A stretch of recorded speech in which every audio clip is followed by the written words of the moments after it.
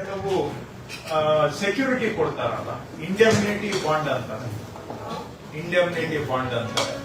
ಅದರಲ್ಲಿ ಅಂದ್ರೆ ಈಗ ನಾನು ಸರ್ಕಾರದಲ್ಲೋ ಅಥವಾ ಯಾವುದೋ ಒಂದು ಕಡೆ ಯಾವುದೋ ಒಂದು ಕಂಪನಿಯಲ್ಲಿ ಒಂದು ಉದ್ಯೋಗಕ್ಕೆ ಸೇರ್ಕೊಳ್ತೇನೆ. ಆ ಉದ್ಯೋಗದಲ್ಲಿ 50,000 ರೂಪಾಯಿ ಡಿಪಾಸಿಟ್ ಇಡಬೇಕು ಅಂತ ಹೇಳ್ತಾರೆ. ಆ ಡಿಪಾಸಿಟ್ ಇಟ್ಟಿದ್ದು ಇಂಡೆಮ್ನಿಟಿ ಬಾಂಡ್ ಅಂತ ಕರೀತಾರೆ. ಸೊ ಇಂತರ ಇಂಡೆಮ್ನಿಟಿ ಬಾಂಡ್ ಇರುತ್ತೆ. ಆಮೇಲೆ ಸರ್ವಿಸ್ ಕಾಂಟ್ರಾಕ್ಟ್, ಅಂದ್ರೆ ಕಾಂಟ್ರಾಕ್ಟ್ಸ್. ಈಗ ಯಾರೋ ಇಬ್ರು ಸಂಸ್ಥೆನೋ ಇಬ್ರು ವ್ಯಕ್ತಿಗಳು ಒಂದು ಕಾಂಟ್ರಾಕ್ಟ್ ಮಾಡಿಕೊಂಡ್ರೆ ಅದರಲ್ಲೂ ಕೂಡ ಒಂದು ಸ್ಟಾಂಪ್ ಡ್ಯೂಟಿ ಇರುತ್ತೆ, ಅಗ್ರಿಮೆಂಟ್ ಇರುತ್ತೆ, ಇಂಥವೆಲ್ಲ ಇರ್ತವೆ. ಸೊ ಇವುಗಳಲ್ಲಿ ಕೆಲವು ಸುಮಾರಷ್ಟು ಕಡ್ಡಾಯ ನೋಂದಣಿ ಅವಶ್ಯಕತೆ ಇರೋದಿಲ್ಲ. ಸೊ ಅವುಗಳನ್ನ ನಾವು ನೋಂದಣಿಯೇತರ ಚಾಪ ಕಾಗದ, ನಾನ್ ರಿಜಿಸ್ಟ್ರಬಲ್ ಅಂತ ಕರೀತೇವೆ. ಸೊ ಈ ನಾನ್ ರಿಜಿಸ್ಟ್ರಬಲ್ ಕೂಡ ನಾವೀಗ ಡಿಜಿಟಲ್ ಇ ಸ್ಟ್ಯಾಂಪ್ ಅನ್ನ ನಾವು ಇಂಟ್ರೊಡ್ಯೂಸ್ ಮಾಡ್ತಾ ಇದ್ದೇವೆ. ಅದರಲ್ಲಿ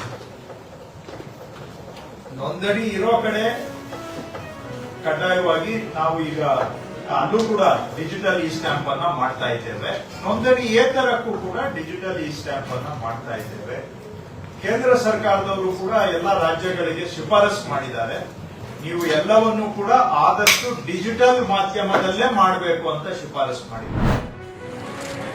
ಸಾರ್ವಜನಿಕರಲ್ಲಿ ಅರಿವನ್ನು ಮೂಡಿಸಲು ಎಲ್ಲ ತಾಲೂಕು ಆಸ್ಪತ್ರೆಗಳಲ್ಲಿ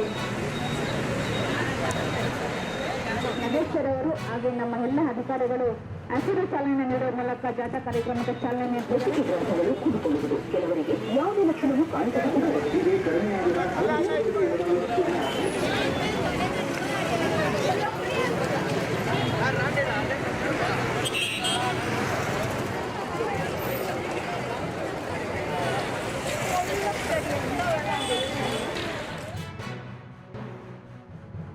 ಅಥವಾ ರೋಗಿ ಕೂಡಲೇ ಯಾರು ಗಾಬರಿ ಬಿಡಬೇಡಿ. ಯಾಕೆಂತ ಹೇಳಿದ್ರೆ ಈ ಕೆಲವು ವಿಧಾನಗಳ ಹೊರತುಪಡಿಸಿ ಅದರ ಹರಡುವಿಕೆ ಬಹಳ ಕಡಿಮೆ. ಹಾಗಾಗಿ ತಾವು ಅದನ್ನು ಗಮನಿಸಿದಾಗ ಆ HIV ಸೋಂಕು ರೋಗಿ ಏನಿರ್ತಾರೆ ಅವರನ್ನು ಮುಟ್ಟಿದ ತಕ್ಷಣ ಇದು ನಮಗೆ HIV ಬರುತ್ತೆ ಅನ್ನೋ ತಪ್ಪು ಕಲ್ಪನೆ ಬಹುಶಃ ಇನ್ನೂ ನಾಗರಿಕರಲ್ಲಿ ಸಮಾಜದಲ್ಲಿ ಇರಬಹುದು.